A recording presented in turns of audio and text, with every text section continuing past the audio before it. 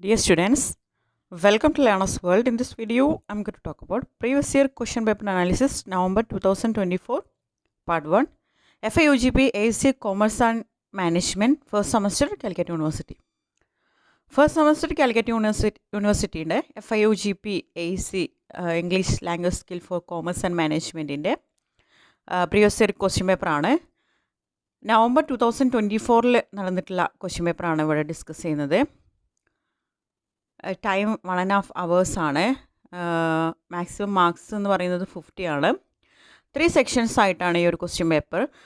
Section A എന്ന് പറയുന്നത് answer all questions ഇച്ച് carries 2 marks, Selim 16. Section A എന്ന് പറയുന്നത് ഒരു കോംപ്രഹെൻഷൻ പാസേജ് ആണ്. ഒരു പാസേജ് തന്നിട്ടുണ്ട്, അത് വായിച്ചതിന് ശേഷം 1 to 10 വരെയുള്ള ക്വസ്റ്റ്യൻസിന് ആൻസർ ചെയ്യാനാണ് പറഞ്ഞിട്ടുള്ളത്. അപ്പോൾ നമ്മളിതിന് ആൻസർ ചെയ്യാൻ കഴിയണം എന്നുണ്ടെങ്കിൽ ഈ പാസേജ് നന്നായിട്ട് വായിക്കണം. 1-2 പ്രാവശ്യം പാസേജ് വായിക്കണം, എന്നെങ്കിൽ തന്നെ നമുക്ക് ആൻസർ ചെയ്യാൻ കഴിയുള്ളൂ. ഇതിൻ്റെ സീലിംഗ് 16 ആണ്. 10 ക്വസ്റ്റ്യൻസ് ഉണ്ട്. ദെൻ സെക്ഷൻ ബി എന്ന് പറയുന്നത് answer all questions each carries 6 marks, ceiling 24. 5 questions ഉണ്ട്, ഇതിൻ്റെ ആൻസർ ചെയ്യാനാണ്. അപ്പോൾ ഒരു ക്വസ്റ്റ്യന് കിട്ടുന്ന മാർക്ക് 6 മാർക്കാണ്, സീലിംഗ് 24 ആണ്.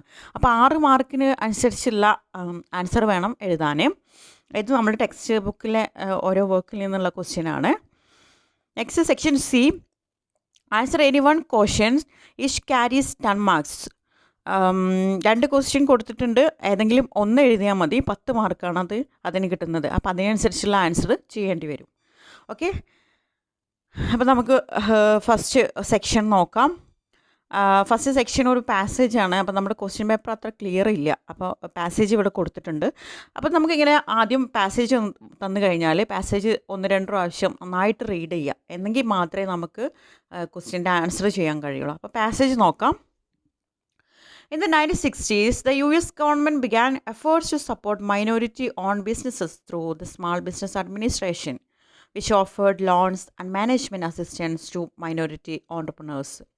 1960s US government minority own business support ചെയ്യാൻ തീരുമാനിച്ചു.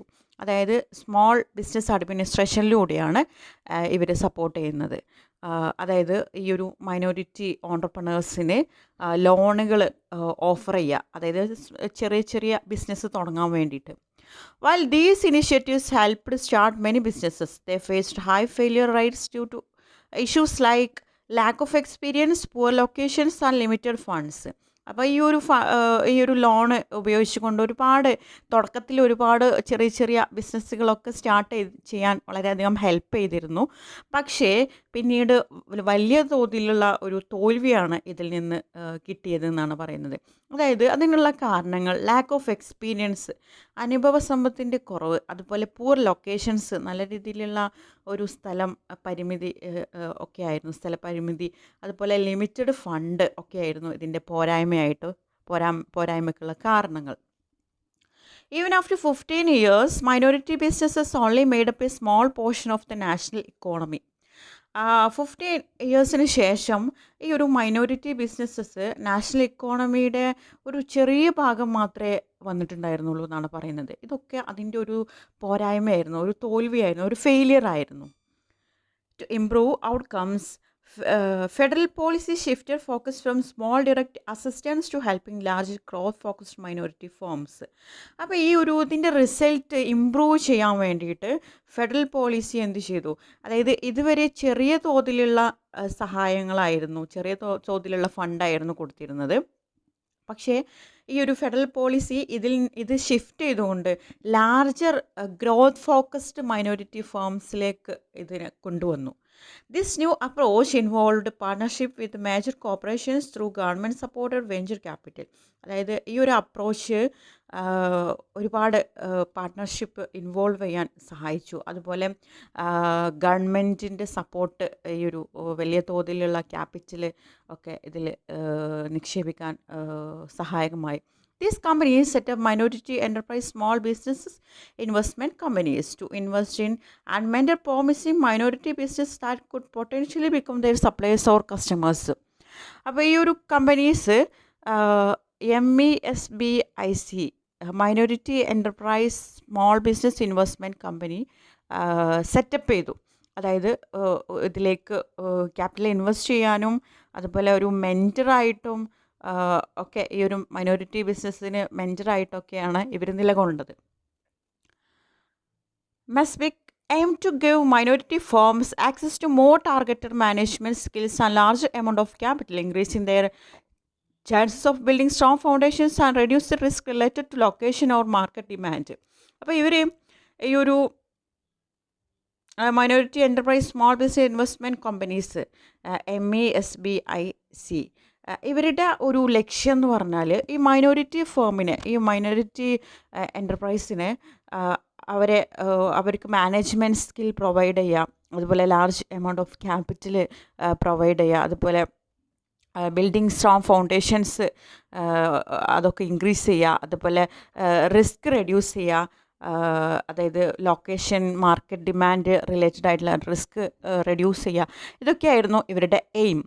To address early financial challenges, sponsoring corporations began funding MESBICs well above the required minimum of $5 lakh, helping them become reliable sources of financing for minority businesses. അതുപോലെ ഇവർക്ക് ഒരു minimum $5 lakh ഇവർക്ക് ആവശ്യമായിട്ടുള്ളത്. പക്ഷേ അതിൽ കൂടുതൽ കൂടുതൽ ക്യാപിറ്റൽ ഇവരിതിൽ നിക്ഷേപിച്ചിട്ടുണ്ടായിരുന്നു എന്നാണ് പറയുന്നത് മൈനോറിറ്റി ബിസിനസ്സിൽ. Interestingly, while MESBIC staff, mostly Hispanic and Black professionals, take a practical approach to investment, the directors, usually senior managers from sponsoring corporations, often prioritize social responsibility and are willing to take on riskier ventures. രസകരം എന്ന് പറയട്ടെ, ഈ MESBICൻ്റെ സ്റ്റാഫുകൾ കൂടുതൽ ഹിസ്പാനിക്കും black പ്രൊഫഷണൽസൊക്കെ ആയിരുന്നു. അവരൊരു practical അപ്രോച്ചാണ് ഇതിൽ കൊണ്ടുവന്നത്. അവിടുത്തെ ഡയറക്ടേഴ്സ്, സീനിയർ മാനേജേഴ്സും സ്പോൺസറിങ് കോർപ്പറേഷൻസൊക്കെ സോഷ്യൽ റെസ്പോൺസിബിലിറ്റി, സാമൂഹികപരമായിട്ടുള്ള ഉത്തരവാദിത്തങ്ങളാണ് കൂടുതൽ മുൻഗണന അവർ നൽകിയിരുന്നത്. അതുകൊണ്ട് തന്നെ അവർ കുറച്ചും കൂടെ റിസ്കിയർ ആയിട്ടുള്ള സംരംഭങ്ങളൊക്കെയാണ് അവർ ഏറ്റെടുത്തത്. This difference has led to tension. A staff believe investment should follow standard business criteria to avoid repeating the failure of earlier SBA programmes. അപ്പോൾ ഈ ഒരു വ്യത്യാസം അവരിൽ ടെൻഷൻ ഉണ്ടാക്കി. അവിടുത്തെ സ്റ്റാഫ് ബിലീവ് ചെയ്തിരുന്നത് ഇൻവെസ്റ്റ്മെൻറ്റ് സ്റ്റാൻഡേർഡ് ബിസിനസ് ക്രൈറ്റീരിയ എന്തായാലും follow ചെയ്യണം. അതായത് SBA പ്രോഗ്രാമിൽ തുടക്കത്തിലുണ്ടായിരുന്ന ഒരു ഫെയിലിയർ റിപ്പീറ്റ് ചെയ്യാതിരിക്കാൻ ഈ ഒരു സ്റ്റാൻഡേർഡ് ബിസിനസ് ക്രൈറ്റീരിയ ഫോളോ ചെയ്യണം എന്ന് അവർ ബിലീവ് ചെയ്തിരുന്നു. That without A more cautious approach MESBICs may end up facing similar disappointing result. അവർ വെറി ചെയ്തിരുന്നു. അതായത് നല്ല രീതിയിലുള്ള ഒരു അപ്രോച്ച് അല്ലെങ്കിൽ ഒരു ശ്രദ്ധയോടുള്ള അപ്രോച്ച് അല്ല ഇതിലെങ്കിൽ SBAയുടെ അതേ അവസ്ഥ തന്നെ ആയിരിക്കും MESBICനും ഉണ്ടാവുക. അതായത് ഒരു ഡിസപ്പോയിൻറ്റിങ് റിസൾട്ട് ആയിരിക്കും എന്നുള്ളതുകൊണ്ട് അതിൽ അവർ വെറി ചെയ്തിരുന്നു. ഓക്കെ, ഇതാണ് നമ്മുടെ പാസേജ്. അപ്പം നമ്മളുടെ ക്വസ്റ്റ്യൻ പേപ്പർ തന്നു കഴിഞ്ഞാൽ 1-2 പ്രാവശ്യം പാസേജ് വായിച്ചതിന് ശേഷം ടോട്ടൽ 10 ക്വസ്റ്റ്യൻസ് ആണ് നമുക്ക് ആൻസർ ചെയ്യാനുള്ളത്. എന്നിട്ട് ക്വസ്റ്റ്യൻ വായിക്കുക, ആൻസർ ചെയ്യുക. Okay, first question, what was the primary goal of the small business administration programme introduced in the 1960s? തുടക്കത്തിൽ ഇൻട്രൊഡ്യൂസ് ചെയ്തിരിക്കുന്ന ആ ഒരു SBA പ്രോഗ്രാമിൻ്റെ പ്രൈമറി ഗോൾ എന്തായിരുന്നു? The primary goal of the SBA program was to support minority-owned businesses by providing loans and management assistance to help minority entrepreneurs start and sustain their enterprises. അപ്പോൾ തുടക്കത്തിലുള്ളവരുടെ goal എന്ന് പറയുന്നത് minority on ബിസിനസ്സിനെ support ചെയ്യുക, അവർക്ക് വേണ്ട ലോണും management അസിസ്റ്റൻസും നൽകുക, അവർക്ക് ഒരു പുതിയ വെഞ്ചർ സ്റ്റാർട്ട് ചെയ്യാൻ അവരെ ഹെൽപ്പ് ചെയ്യുക എന്നുള്ളതായിരുന്നു. രണ്ടാമത്തെ question, explain why the SBA's initial approach to supporting minority own business at high failure rates. അതായത് SBA അവരുടെ തുടക്കത്തിൽ സ്മാൾ ബിസിനസ് അഡ്മിനിസ്ട്രേഷൻ അവരുടെ തുടക്കത്തിൽ ഹൈ ഫെയിലിയർ റേറ്റ്സ് ആയിരുന്നു. അതിൻ്റെ റീസണ് അല്ലെങ്കിൽ അതിൻ്റെ കാരണങ്ങളൊക്കെ എന്തായിരുന്നു എന്നാണ് അതിനെക്കുറിച്ച് എക്സ്പ്ലെയിൻ ചെയ്യാനാണ് പറയുന്നത്. The initial SBA approach faced high failure rates because many minority businesses lacked experience, had poor locations, and limited funds, which made it difficult for them to survive and grow. അതായത് ഈ SBA approach തുടക്കത്തിൽ failure ആയിരുന്നു. കാരണം അവിടെ minority business അവർക്ക് വേണ്ടത്ര experience കിട്ടിയില്ല. അതുപോലെ പൂർ ലൊക്കേഷൻസ് ആയിരുന്നു, ലിമിറ്റഡ് ഫണ്ടായിരുന്നു. ഇതൊക്കെയാണ് അവരെ ഈ ഒരു ഫെയിലിയറിലേക്ക് നയിച്ച കാരണങ്ങൾ. What type of businesses did the new federal policy focus on helping? ഏത് തരത്തിലുള്ള ബിസിനസ്സാണ് ന്യൂ ഫെഡറൽ പോളിസി ഫോക്കസ് ചെയ്തത് ഹെൽപ്പ് ചെയ്യാൻ? The new federal policy focused on largely growth-oriented minority firms rather than small individual businesses. അതായത് അവർ ചെറിയ individual ബിസിനസ്സിന് പകരമായിട്ട് large growth oriented minority ഫേംസാണ് ഫോക്കസ് ചെയ്തത്. Define MESBIC and explain its role. MESBIC stands for Minority Enterprise Small Business Investment Company. Its role was to invest in mentor promising minority-owned firms, providing them with the capital and management support to help them grow and become reliable sources of financing. മെസ്ബിക്കിൻ്റെ full ഫോമാണ് minority enterprise small business investment company. ഇവരുടെ role എന്ന് പറയുന്നത് invest ചെയ്യുക, അതുപോലെ ഒരു mentor promising minority own ഫേമിനെ ഒരു മെൻറ്ററായിട്ട് നിലകൊള്ളുക, അതുപോലെ അവർക്ക് ക്യാപിറ്റൽ മാനേജ്മെൻറ്റ് സപ്പോർട്ട്, അവർക്ക് വളരാനുള്ള help, reliable source of financing, ഇതൊക്കെ ആണ് അവരുടെ role. Next question. What are the main differences between the original SBA program and the MESBIC approach in supporting minority businesses? എന്തൊക്കെ ഡിഫറൻസസ് ആണുള്ളത്? അതായത് SBA സ്മോൾ ബിസിനസ് അഡ്മിനിസ്ട്രേഷനും മെസ്ബിക്കും തമ്മിലുള്ള വ്യത്യാസം എന്തായിരുന്നു supporting minority business? The SBA program gave indirect loans and assistance to small minority businesses, while MESBIC formed partnership with large corporations to provide venture capital and mentoring, focusing on growth-oriented minority firms. SBA program ഡയറക്റ്റായിട്ട് loan assistance ഒക്കെ small minority ബിസിനസ്സസിന് നൽകിയായിരുന്നു. MESBIC partnership form ചെയ്യുക, അതുപോലെ large corporations, അതുപോലെ venture capital and mentoring, focusing on growth oriented minority firms, ഇതൊക്കെയായിരുന്നു. How did major corporations participate in the new approach supporting minority business? എങ്ങനെയാണ് major corporations participate ചെയ്തത് ഈ ഒരു ന്യൂ അപ്രോച്ചിൽ, അതായത് minority ബിസിനസ്സിനെ സപ്പോർട്ട് ചെയ്യുന്നത്? Major corporations participated by sponsoring MESBIC, providing them with fund exceeding $5 lakh and offering management expertise and mentoring to minority firms.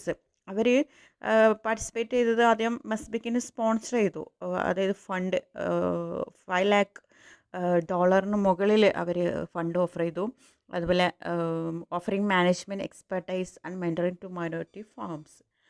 What funding requirement did corporation meets to support MESBIC? എന്ത് ഫണ്ടാണ് ആവശ്യമായിട്ട് വന്നത് കോർപ്പറേഷൻസിന് മെസ്ബിക്കിനെ support ചെയ്യാൻ? Corporations are to provide a minimum funding of $5 lakh to establish and support MESBICs. Who typically make up the staff of MESBIC?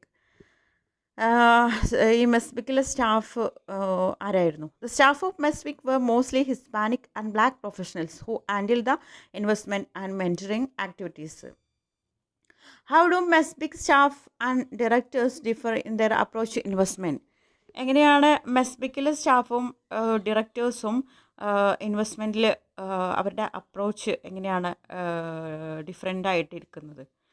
MESBIC staff preferred practical business-based investment following standard criteria, whereas directors from sponsoring corporations often emphasized social responsibility and were willing to take riskier ventures. MESBICലെ staff practical business based investment, അതുപോലെ standard criteria ഒക്കെ follow ചെയ്തിട്ടാണ് അവരുടെ approach.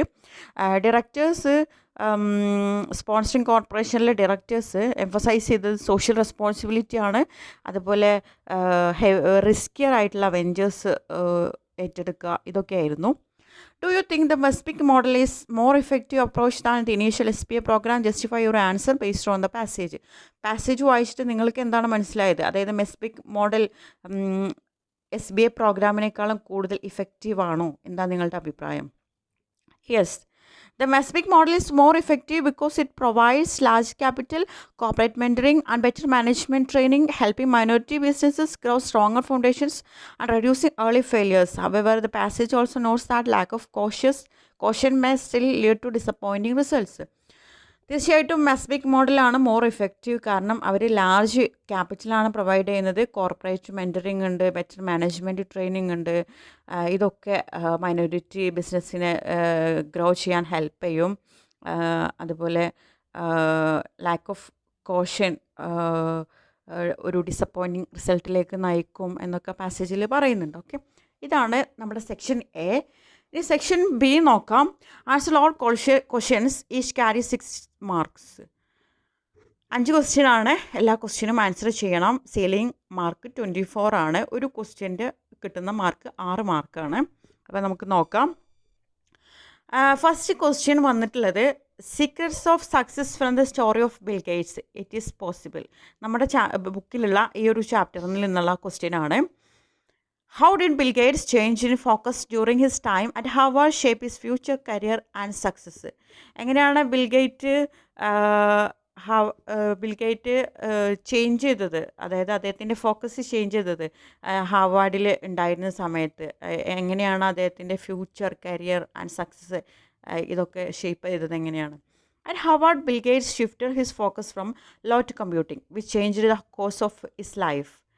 He became deeply interested in programming and technology, leading him to develop software for the Altair 8080 microcomputer. This passion led to the founding of Microsoft with Paul Allen, laying the foundation for his immense success as a technology entrepreneur. Hills Like White Elephants by Ernest Hemingway. നമ്മുടെ ബുക്കിലുള്ള ഈ ഒരു short സ്റ്റോറിയിൽ നിന്നുള്ള question ആണ് അടുത്ത് ചോദിച്ചിട്ടുള്ളത്. Ernest ഹെമിംഗ്വേയുടെ hills like white എലഫൻറ്റിൽ നിന്നുള്ള question ആണ്. How does the theme of choices and their consequences drive the tension between the characters in hills like white elephants? ഈ ഒരു ഷോർട്ട് സ്റ്റോറിയിൽ എങ്ങനെയാണ് ചോയ്സസ്, അതുപോലെ അതുമൂലം ഉണ്ടാകുന്ന കോൺസിക്വൻസസ് ഒക്കെ എങ്ങനെയാണ് തീമായിട്ട് വന്നിട്ടുള്ളത്, എങ്ങനെയാണ് ഈ തീം ക്യാരക്ടേഴ്സിൻ്റെ ഇടയിലൊരു ടെൻഷൻ ക്രിയേറ്റ് ചെയ്തിരിക്കുന്നത്? In Hills Like White Elephants by Ernest Hemingway, the theme of choices and consequences create tension as the man and woman face a life-changing decision about abortion. അപ്പോൾ ഈ choices അതുമൂലം ഉണ്ടായിരുന്ന പ്രത്യാഘാതങ്ങൾ ഒക്കെയാണ് ഇതിൽ തീമായിട്ട് വരുന്നുണ്ട്. ഇതിൽ ക്യാരക്ടേഴ്സിൻ്റെ ഇടയിൽ ഒരു ടെൻഷൻ ക്രിയേറ്റ് ചെയ്യുന്നുണ്ട്. അതായത് ഇവിടുത്തെ മെയിൻ പ്രശ്നം അബോർഷനാണ്. അപ്പോൾ ആ ഒരു ഡിസിഷൻ, ഒരു life changing decision man and woman different ആയിട്ടുള്ള രീതിയിലാണ് അത് ഫേസ് ചെയ്യുന്നത്. The man sees it as a simple solution while the woman senses its deeper emotional impact. അതായത് ഇതിൽ പുരുഷൻ അതിനെ ഒരു സിമ്പിളായിട്ടുള്ള സൊല്യൂഷനായിട്ടാണ് കൺസിഡർ ചെയ്യുന്നത്, പക്ഷേ സ്ത്രീ ഒരു ഇമോഷണൽ ഇമ്പാക്റ്റ് സ്ത്രീയിൽ ഉണ്ടാക്കുന്നുണ്ട്. Their conflicting views reveal their emotional distance and uncertainty, highlighting how choices shape relationship and futures. അപ്പോൾ ഈ ഒരു ഇവരുടെ കോൺഫ്ലിക്റ്റീവ് വ്യൂസ് അവരുടെ ഇമോഷണൽ ഡിസ്റ്റൻസ് റിവീൽ ചെയ്യുന്നുണ്ട്. ഇത് അവരുടെ ചോയ്സസ് അവരുടെ റിലേഷൻഷിപ്പിലും ഫ്യൂച്ചറിലും ഒക്കെ എങ്ങനെ ഷേപ്പ് ചെയ്യുന്നു, അതുമൂലം ഉണ്ടാകുന്ന കോൺസിക്വൻസസ് ഒക്കെയാണ് പറയുന്നത്. നെക്സ്റ്റ് നമ്മുടെ ബുക്കിൽ കൊടുത്തിട്ടുള്ള so you want to be motivational speaker by Shep Hyken. ഇതിൽ നിന്നുള്ള ഒരു ക്വസ്റ്റ്യൻ ആണ്. If you had to give a short presentation about a topic related to your field of study during an interview, how would you organize your content to make it clear and interesting for your audience? അതായത് നിങ്ങൾക്ക് ഒരു ഇൻ്റർവ്യൂവിൽ നിങ്ങൾക്ക് ഒരു ചെറിയൊരു presentation, ഒരു topic, നിങ്ങളുടെ field of സ്റ്റഡീനെ കുറിച്ചിട്ട് ഒരു പ്രസൻറ്റേഷൻ നടത്താൻ നിങ്ങളോട് പറയുകയാണെങ്കിൽ എങ്ങനെയാണ് നിങ്ങളത് ആ കോണ്ടൻറ്റ് എങ്ങനെയാണ് ഓർഗനൈസ് ചെയ്യുന്നത് ഓഡിയൻസിന് ഇൻട്രസ്റ്റിംഗ് ആയിട്ടുള്ള രീതിയിൽ, ക്ലിയർ ആയിട്ടുള്ള രീതിയിൽ? Based on so you want to be a motivation speaker the presentation should be. അപ്പോൾ എങ്ങനെയാണ് അത് ഓർഗനൈസ് ചെയ്യുന്നത്? അതായത് നിങ്ങളുടെ ഒരു ഫീൽഡ് ഓഫ് സ്റ്റഡീൻ്റെ ഒരു ടോപ്പിക്കാണ്, ആ ഒരു ടോപ്പിക്ക് എങ്ങനെയാണ് നിങ്ങളത് പ്രസൻറ്റ് ചെയ്യുന്നത്, എങ്ങനെയാണത് ഓർഗനൈസ് ചെയ്യുന്നത് എന്നുള്ള ജസ്റ്റ് ഒരു ഔട്ട്ലൈനാണ് അവിടെ കൊടുത്തിട്ടുള്ളത്. അപ്പോൾ നമ്മളൊരു ടോപ്പിക്കിനെ കുറിച്ച് പറയുന്ന സമയത്ത്, പ്രസൻറ്റ് ചെയ്യുന്ന സമയത്ത് ഇൻട്രൊഡക്ഷൻ ഇമ്പോർട്ടൻ്റ് ആണ്. ഒരു സ്ട്രോങ് ആയിട്ടുള്ള ഒരു ഇൻട്രൊഡക്ഷൻ വേണം. നമ്മുടെ ടോപ്പിക്ക് എന്താണെന്നുള്ളത് ഒരു ക്ലിയർ സ്റ്റേറ്റ്മെൻറ്റിൽ ഇൻട്രൊഡ്യൂസ് ചെയ്യണം. ദെൻ ബോഡിയിൽ 2-3 key points logically with examples or statistics. അതായത് നമ്മൾ പ്രസൻറ്റ് ചെയ്യുന്ന ആ ഒരു ടോപ്പിക്കിൻ്റെ ഒരു 2-3 ബോഡി, അതായത് അതിലെ മേജർ കോണ്ടൻറ്റ് എന്താണെന്ന് ഈ ഒരു പാട്ടിൽ എക്സ്പ്ലെയിൻ ചെയ്യുക. Then engagement, maintain eye contact, use visuals and ask questions. I contact maintain ചെയ്യുക, അതായത് നമ്മൾ ഫിസിക്കൽ അപ്പിയറൻസ് ശ്രദ്ധിക്കുക, ഐ കോണ്ടാക്റ്റ് മെയിൻറ്റെയിൻ ചെയ്യുക, വിഷ്വൽസ് ഉപയോഗിക്കുക, ക്വസ്റ്റ്യൻസ് ചോദിക്കാം. ദെൻ കൺക്ലൂഷൻ, പിന്നെ നമ്മളുടെ ഈ പ്രസൻറ്റ് ചെയ്ത ഈ സംഭവം ഒന്ന് സമ്മറൈസ് ചെയ്യുക. Summarize key ideas and end with a motivative message or call to action. This rest keeps the audience interested and ensures clarity. Next, the tell tale heart by Edgar Allan Poe. ഇതിൽ നിന്നുള്ള ക്വസ്റ്റ്യനാണ്. Evaluate the narrator's reliability in the Telltale Heart. The Telltale Heart by Edgar Allan Poe. അതിൽ നറേറ്ററുടെ reliability എന്ന് പറഞ്ഞാൽ അദ്ദേഹത്തിൻ്റെ വിശ്വസ്തത, അദ്ദേഹം വിശ്വസിക്കാൻ പറ്റുന്നതാണോ അതിനെക്കുറിച്ചിട്ട് ഇവാലുവേറ്റ് ചെയ്യാനാണ് പറഞ്ഞത്. The narrators in Post the Telltale Heart is unreliable because his madness distort reality. Though he is insane, his obsessive behavior, hallucination like hearing the beating heart, and emotional instability to be insanity. The first person narration immerses the reader in his mind, showing how guilt and paranoia consume him, reflecting themes of madness and moral decay. അപ്പോൾ ഈ ഒരു the ടെൽറ്റെയിൽ heart ഇതിൽ narrator ഒട്ടും reliable അല്ല, അദ്ദേഹം അൺറിലയബിളാണ്, വിശ്വസിക്കാൻ കൊള്ളൂല. അദ്ദേഹം ബുദ്ധിമാനാണെന്ന് പറയുന്നുണ്ട്, പക്ഷേ അദ്ദേഹം മാഡാണ്, അദ്ദേഹത്തിന് ഭ്രാന്താണ്. അദ്ദേഹത്തിൻ്റെ ഓരോരോ കാര്യങ്ങൾ വീക്ഷിച്ചു കഴിഞ്ഞാൽ അദ്ദേഹത്തിൻ്റെ ബിഹേവിയർ, ഹാലൂസിനേഷൻസ്, ഇതിൽ നിന്നൊക്കെ അദ്ദേഹത്തിന് മാഡ്നെസ് ഉണ്ടെന്ന് മനസ്സിലാക്കാൻ കഴിയും. Okay, next is secrets of success from the story of bill Gates. ഈ ഒരു വർക്കിൽ നിന്നുള്ളൊരു ക്വസ്റ്റ്യൻ ആണ്. Analyse how bill Gates shift from A focus on law to computers at Harvard shaped his future path and led to the founding of Microsoft.